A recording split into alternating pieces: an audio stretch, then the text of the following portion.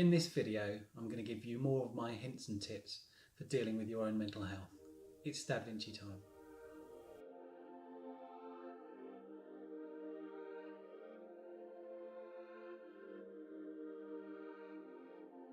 It's important to state again that I'm not medically trained and I'm just giving you advice based on my experiences.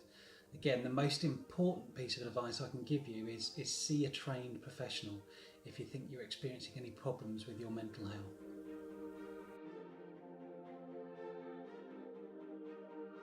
So I'm going to assume you've visited your doctor and spoken about medication. Just remember there are two main types of medication you're likely to be prescribed, one of which is beta blockers, and again, if you recall from the previous video, they deal with physical symptoms associated with fight or flight caused by anxiety. The second, which sound a little more scary, are antidepressants. Back to breaking the stigma associated with these, because all they're looking to do is address the chemical imbalance in your brain. There are two important things you really need to know about antidepressants, and that is, first of all, they don't immediately fix any issues. And secondly, you're probably likely to feel worse when you start taking the tablets. My doctor did warn me this could potentially be the case, so I was suitably on, but I have to say for certainly the first week or so I felt absolutely terrible and probably worse than I would have done if I hadn't taken the tablets. But with the end goal in mind, obviously I knew that within about 2 weeks they'd start to level off a little bit and then start to actually take a full effect within about a month or so.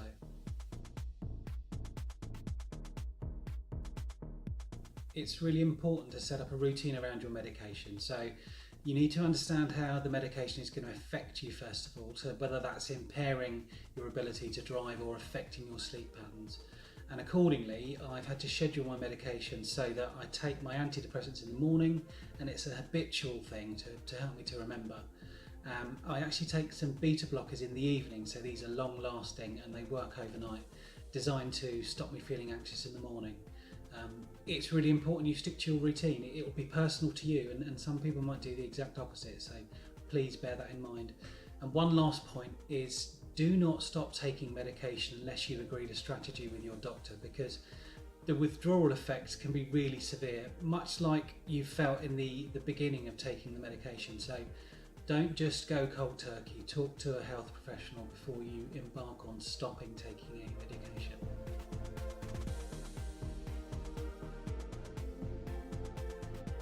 I just want to say some words about prescriptions, and particularly repeat prescriptions, because if these are becoming quite important to you and your mental well-being, you need to make sure you don't run out of your prescriptions, and there is a time delay involved in getting these reordered. So first of all, you need to understand what your surgery requires from you in order to reorder a prescription, and then you need to make sure you allow enough time that your supplies won't run out. And having done this wrong myself, it's a really anxious time if you're waiting to get more of your prescribed drugs and you haven't allowed enough time with the medication you've got remaining. So make sure you understand the process and make sure that you kick that off nice and early so you don't need to worry about running out.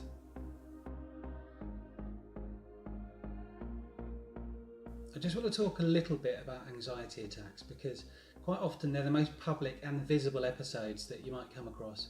If you see someone behaving in a strange way in public, if you look and see someone's obviously in distress, it could be related to an anxiety attack.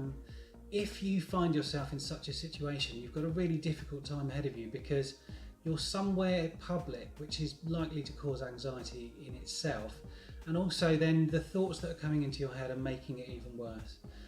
If you're supporting someone in this situation, you've got to stay calm and you need to try to help them to get out of the stressful situation. Ask the person what it is they need. Get them away if you can, get them somewhere quiet. Speak to a first aider, get to a first aid room, because the overwhelming nature of the environment is likely to be making things worse. From personal experience, I've never really had this issue in public. I've had overwhelming anxiety at home and at work, but I've never had it in public. But you know, if I were to find myself in such a situation, I know that I need to focus on my breathing. I know that I need to keep myself grounded and centered. So for you, breathing is the first thing you need to look into. Your breathing's likely to be erratic, so you want to try to slow that down. And secondly, if you know any techniques around centering, this is a really good time to put those into practice. To do that, sit yourself on a chair, get your feet flat on the ground and close your eyes, and then start to perform what's called a body scan. Then you're going to be going from the top of your head to the bottom of your feet, just noting the sensations in your body. And what this is doing, it's taking your mind off the immediacy of your thoughts and actually helping you to focus on how your body is feeling at that time. And I think these are used in meditation all the time, so I think this kind of technique can be really useful for you to know, just in case you might need it.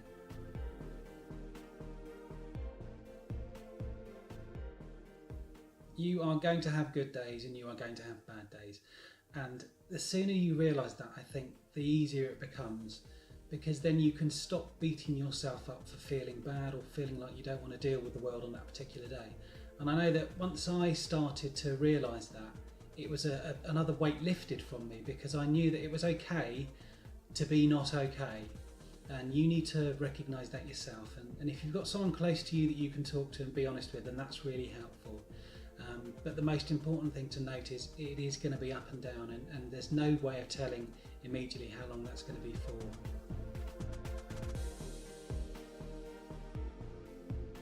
So one of the main reasons I wanted to share my story is, again, back to it's okay to be not okay. It's really important to get the word out there, and I'm in a good position in that I feel happy doing this. I just want to say you're not alone. This is happening everywhere. I've had lots of feedback from people since the last video telling me that they've experienced some of what I've been experiencing, and that feels good to me, and it helps me to realise that I'm not alone in the world, that other people are feeling these experiences, and also for them it helps them to understand the same. So it's really important to bear that in mind.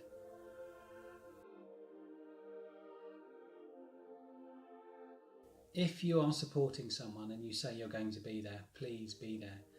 It can be a real difference between life and death at times, and make sure you're available to that person whenever possible. It's easy to say the words and it's not easy to put it into practice, and I fully understand that. But just understand, if someone's reaching out to you, there might be a really important reason behind it, so please bear that in mind.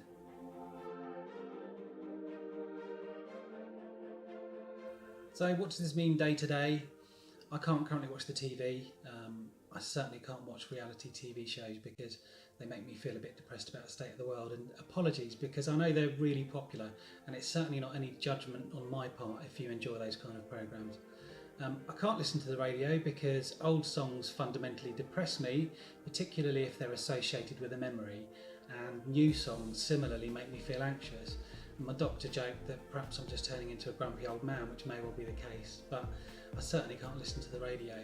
Another thing that I really need to talk about is social media, because it's something that's always there. It's quite invasive in our lives. Fundamentally it isn't real, and I think we have to try to distance ourselves wherever possible. I certainly find Facebook at times completely overwhelming, and I have to actually tell myself to leave, get off, get out of the app. While we're talking about that, it's really easy to perform an action in these online worlds that seems small scale to you. They're easy to do. For example, unfriending someone. It might not mean anything to you at the time, but if it's done to the wrong person at the wrong time, it could be absolutely devastating. So all I really want to say on that, in summary, is be kind, and be kind to people in real life, and be kind to people online, because it could really affect somebody in a negative way.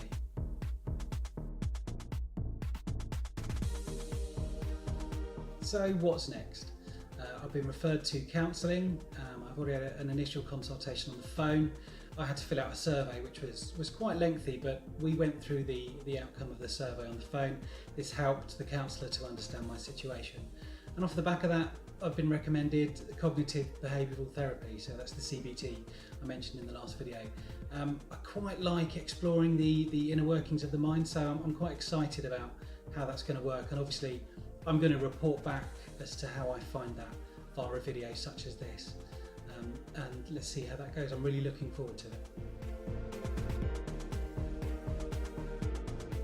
So the good news is I do feel like I'm winning this at the moment, but I also know that the road is long and there are twists and turns that I haven't seen yet, so I'm going to stay focused and realistic about how good things are now versus how bad they could be in the future. But my message to you is I know that we are going to beat this together, and that's one thing I am sure of. thank you again for taking the time to see this video.